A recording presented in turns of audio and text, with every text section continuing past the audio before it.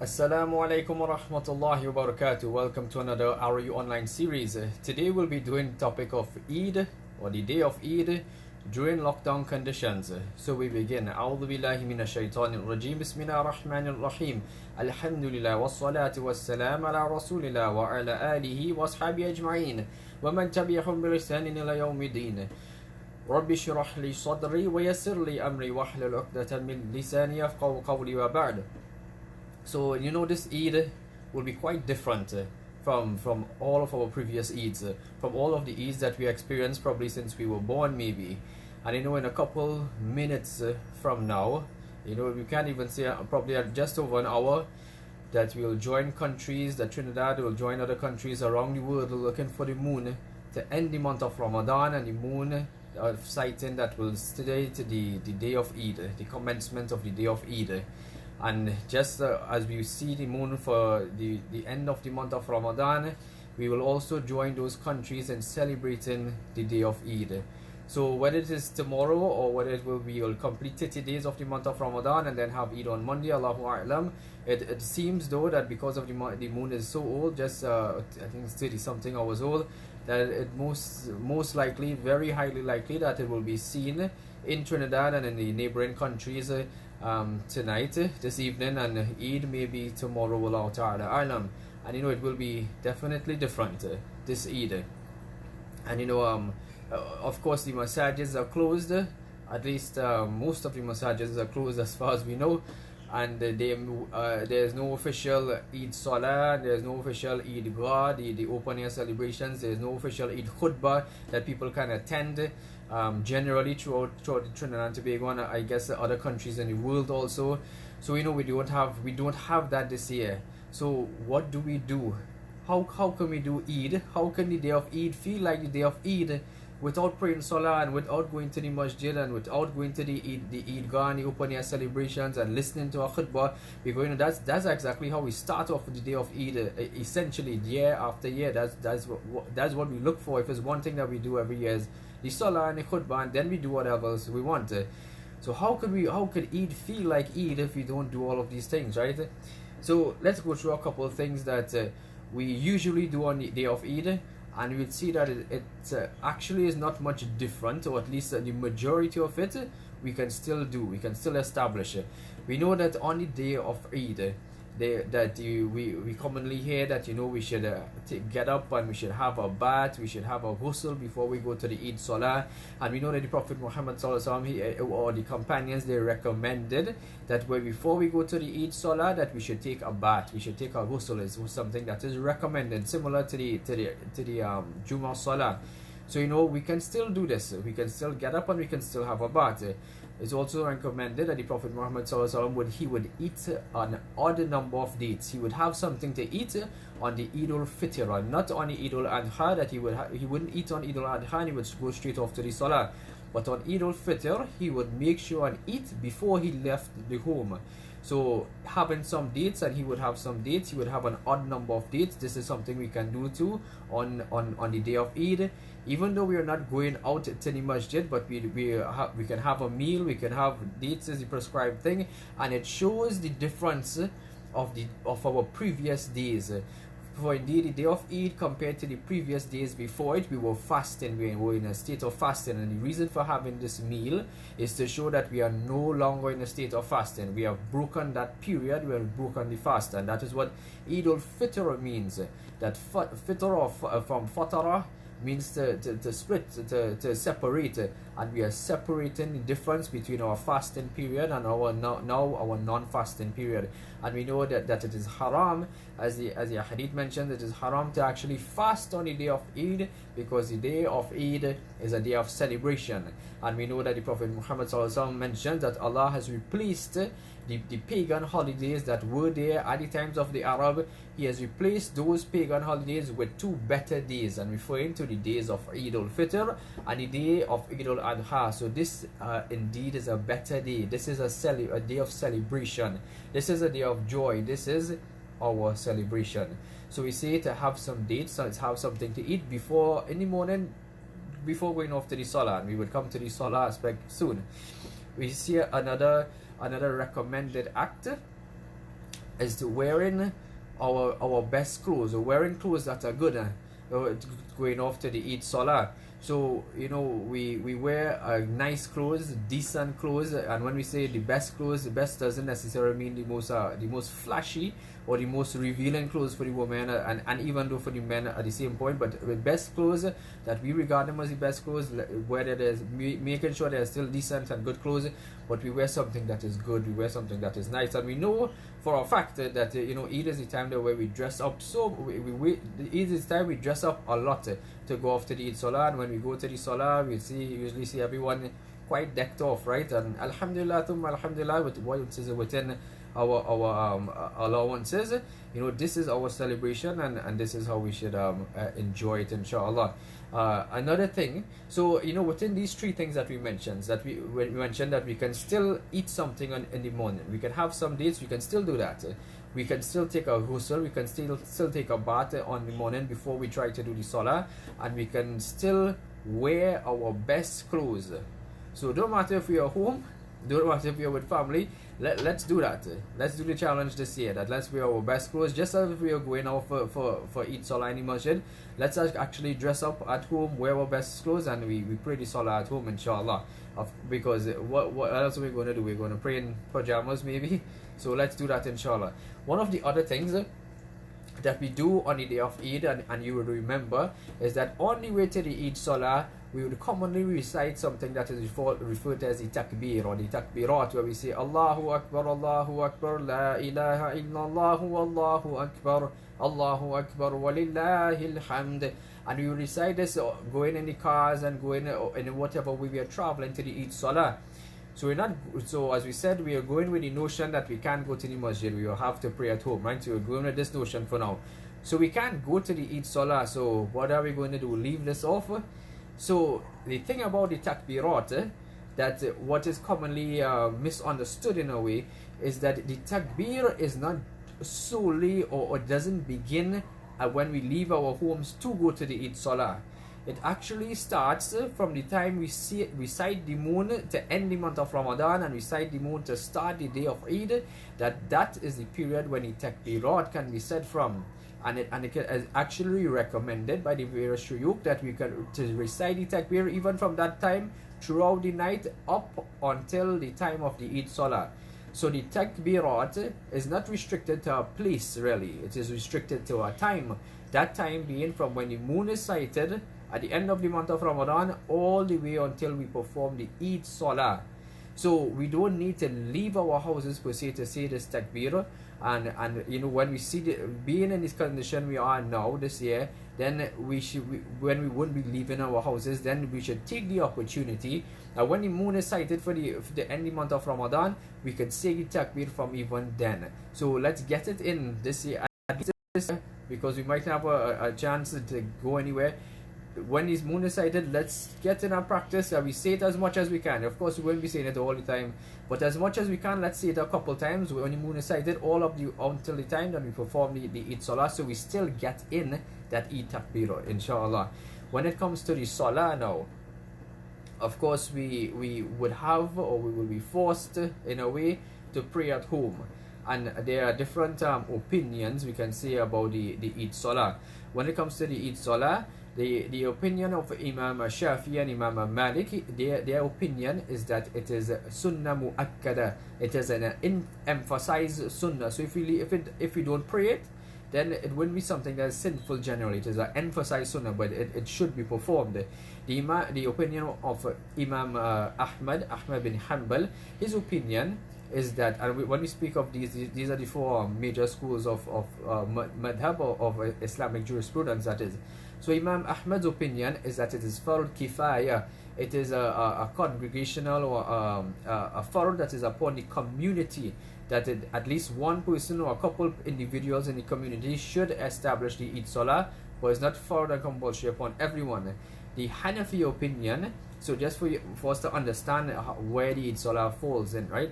So the Hanafi opinion is that it is fard ayn, that it is compulsory for every single one among the males. compulsory for every single one among the males, and there's some different even within the Hanafi madhab. Some would say it is wajib, and of course the Hanafi madhab has the category of wajib. So generally for those males, and it is even emphasized for the females. So this is also the opinion that is held by Shaykh al-Islam Ibn Taymiyyah, and also the opinion that is held by Shaykh al-Taymin, of the contemporary scholars. So it is a very valid, it is a very weighty opinion. And in this opinion also, and those who describe it, you would usually mention that even you women are encouraged to come out to the Eid Salah. Sometimes we compare Eid Salah to the Jummah Salah, and we know for the Jummah Salah that it is Fard Ain, it is compulsory for all the men. But if women don't, it's not compulsory for them, and if they don't come out, it is okay. This is the Jummah Salah we are speaking about, the normal Friday Jummah Salah. When we speak of the Eid Salah now, the Prophet Muhammad Sallallahu actually used to go and command and encourage the women to come out, and tell for the women to come out to the Eid Salah. And even the women who are in their monthly cycles, he encouraged them to come out to the Eid Salah also. And this is one of the reasons why the Eid Salah is usually held at Eidgah or open air celebrations, and not at the masjid, because we know that when a woman is in that time of the month, that she would not be able to attend the masjid. So if it is in an open area outside of the masjid, that she can come and she can listen to the khutbah. She wouldn't be able to pray, but she can listen to the khutbah. So because the Prophet Muhammad emphasized even so much so for the woman to attend the Eid Salah, it has been given a slightly bit precedence over the Jummah Salah in terms of women attending it. So it is something that is very very important that we attend, both the males as well as the females. So if we can't go to the musalla, if we can't go to a masjid, if we can't go to an open air, then what do we do? And we have seen from the different shuyukh and different fatwas around the world, and even so it was recommended that if we happen to miss the Eid Salah, that we can pray it on our own.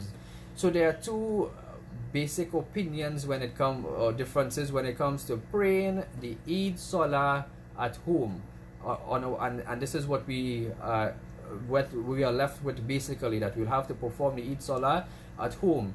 And the first is that for the Hanafi madhab, they say that we must have at least 4 meals to have the Eid Salah at home. 4 meals minimum to have the Eid Salah at home.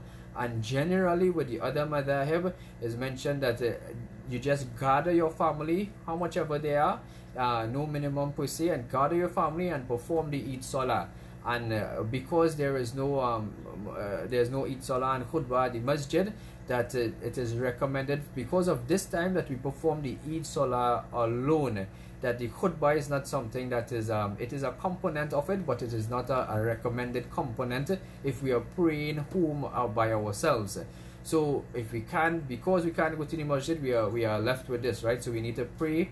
Let's gather our families in the morning, and one person would lead the salah, and the rest would be in the congregation, in the jama'ah. So this is what we are left with. How do we do this Eid Salah now? We don't usually. We'll go to the masjid, and because we pray the salah once or twice for the year, we'll forget everything about it. Even I admonish myself firstly that we'll forget all the rules, and we wait till the imam to briefly repeat the rules right before the salah, so we remember what we do, right? So let's go over some of the rules of the Eid Salah. There are a couple different ways, and if we even in Trinidad, we realize if we go from masjid to masjid, we see the prayer, the Eid Salah, in different ways. And we know that the Eid Salah is a salah that is 2 rakah, generally like a normal 2 rakah salah that we would perform. And the only additional thing is that there will be extra takbir or takbirat, where the imam would say Allahu Akbar, and we need to raise our hands, or in some places not, and we will need to say Allahu Akbar also, and then continue on. So the difference is that there's 2 rakat salah. The difference is that the Hanafi opinion is that they would perform 6 extra takbirs, and I don't want to confuse that with all these different opinions, right? So they would perform 6 extra takbirs. The Hanafi madhab, they would perform 3 in the first rak'ah and 3 in the second rak'ah, and this will be 6 extra takbirs. In the Maliki madhab, they would perform 11 extra takbirs, and in the Shafi'i madhab, they would perform 12 extra takbirs. They would perform either 6 or 7 in the first rak'ah, and then 5 in the second rak'ah, giving us 11 or 12. Okay, so where are these takbirs recited? Well, how is it done? So if you're performing like the Hanafi madhab, we would say Allahu Akbar, and the beginning was referred to tahrima, that we would say that Allahu Akbar, and then we would say the thana, Subhanaka Allahumma bihamdik, Subhanaka Allahumma bihamdika wa tabaraka ismuka wa ta'ala jadduka wa la ilaha ghayruk, the dua istiftah, that is. So we'd say that, and then the Imam will say Allahu Akbar 3 times, and we would that is the first rak'ah. Now those are the 3 extra takbirs in the first rak'ah. Then the Imam will go on and recite the Surah Fatiha, and then he will recite another surah, and it would be like a normal salah after that. Then we will come back up, and the Imam would recite another Surah Fatiha again and another surah, and at the end of the second rak'ah, while at the end of the recitation of the second rak'ah, before going into ruku, the Imam will say the 3 extra takbirs there. So when we hear the first takbir, we don't go into ruku, we say Allahu Akbar, and we keep standing. So this is the Hanafi way of doing it. 3 in the first rak'ah, 3 in the second rak'ah. In the first rak'ah, it is at the beginning before Surah Fatiha, and at the second rak'ah, it is at the ending after the recitation, after our recitation, and the rest of the salah is generally the same. If we come to the opinion where there is either 12 extra takbirs or 11 extra takbirs, there's a simple difference of opinion there. How is this performed? Similarly, in the first rak'ah, we would say Allahu Akbar. So we are doing with 11 or 12 takbirs. We would say Allahu Akbar. We would do takbir or tahrima, and then we would say Subhanaka Allahumma bihamdik, Subhanaka Allahumma bihamdika wa tabaraka ismuka wa ta'ala jadduka wa la ilaha ghayruk. And then the Imam will say 6 extra takbirs, or 7, right, depending. And we could raise our hands and put them back and tie them at our chest or navel area. So in the first rak'ah, at this point it is done before Surah Fatiha. At first rak'ah before Surah Fatiha, and whether it is 6 or 7, and also in the second rak'ah it will be done in the same position before Surah Fatiha. So these are the different opinions, and I hope we didn't confuse anyone with it. And of course, we can probably post something a little later on with the different opinion, and have something that we could refer back if we forget it, because it's quite easy to forget this, right? So we do this at home with our families, and we do 2 rak'ah salah. We know that the Prophet Muhammad sallallahu alaihi wasallam, for the Eid salat, he would recite in the first rak'ah, he would recite Surah Qaf, chapter number 50 of the Quran, and in second rak'ah he would recite Surah Qamar, chapter number 54 of the Quran. In another narration, it is mentioned that in the first rak'ah, the Prophet Muhammad would recite Surah A'la, chapter number 87, and in the second rak'ah, he would recite Surah Ghashiyah, chapter number 88. So these are 2 options we have for reciting what surahs we should recite in the salah. Of course, we don't have to recite these surahs, because maybe a lot of us might even know Surah Qaf or Surah Qamar. So if we recite any surah at all, it will be 100% valid. It will be the same thing, right? So we can recite basically any surah we want. Of course, probably we don't want to recite the shortest thing we can find. Let it be a little, let's enjoy the moment a bit. Let's enjoy the salah a bit, and probably recite something of medium length that we can enjoy and prolong the salah a bit, not too lengthy. If we don't know these sunnah surahs. So, and then we do the salams, and there will be no khutbah, or it's not recommended khutbah for the ones who doing it at home. Wallahu ta'ala a'lam. So these are some of the how we perform the salah at home. Coming to it, that when we look back at the last couple of days, does it feel like we actually fasted 29 days so far, this being the 29th day? Do we feel that we actually woke up for 29 days and took suhoor, early morning meal for 29 days so far. Does it feel like we did iftar, we broke fast for 29 days, or it'll be 28 and today will be 29 iftar that we have? So the month has really flown. The month has really gone by faster. And just as the month crept up on us a bit, because we were quite taken back with the entire situation, the pandemic, and the month crept up on us, and the first day started and we started with it. And similarly, the month is leaving in a fashion that is leaving almost suddenly, that we weren't expecting it to come so fast, and the day of Eid has come so fast. And we know that the entire month of Ramadan, as we open the month of Ramadan, we said that sufidat shayateen, that the shayateen will be locked down when the month of Ramadan starts. And when the month of Ramadan ends, we come to remember all of this. And it really is a sad time. It's a time where we know that everything goes back to how it was. We know that the shayateen will be released just to how they were before, roaming the earth and waswasa and whispering to us and inclining us into all these evils. We know that all the barakah and all the goodness that there was in the month of Ramadan, that is going with the month of Ramadan. And we won't have that multiplication of reward there again. We know that all our the rewards for fasting won't be there again. We know that if we used to perform all this salah in the night, that we may not do this so much again, but the aspect of Taraweeh and that wouldn't be there again. We know that the Laylatul Qadr, if tomorrow is Eid, that it definitely has gone, and the last 10, the odd nights among the 10 has already gone, so the Laylatul Qadr is already gone also. So it feels that we are slowly but surely losing the month of Ramadan. It's going, and it was our guest for a while, and now that guest is leaving, is departing. And it won't be till another year till we can entertain that guest again. It won't be for another year that we can have that guest with us again. But the sad thing about it is that for some of us that are actually here right now, that they won't be here for that guest next year. And that's the very sad thing, and that's the reality of it. At the end of the day, that there will be those among us who are here now that they won't be for the next Ramadan. And that's why we make the most out of it. So as this month of Ramadan ends, and we do have a couple of minutes that's left, and we know that the time before the breaking of the fast is also a good time for dua, that maybe we could squeeze in what if we didn't make all the duas we could, we did. We can still squeeze in a couple more there, that we get the last bits of Ramadan, the last fragments of Ramadan. We ask Allah to accept all of our fasts. We ask Allah to accept all of our good deeds. We ask Allah to accept all of our qiyam and our standing and our salah and our recitation of Quran, our dhikr and our duas. We ask Allah to accept all of us from us. We ask Allah to, when this month of Ramadan ends, that we leave and we exit the month in a better state that we enter the month.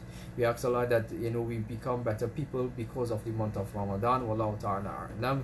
And it is a sad time. It is a time that we know for sure we won't be getting this in the next soon after this.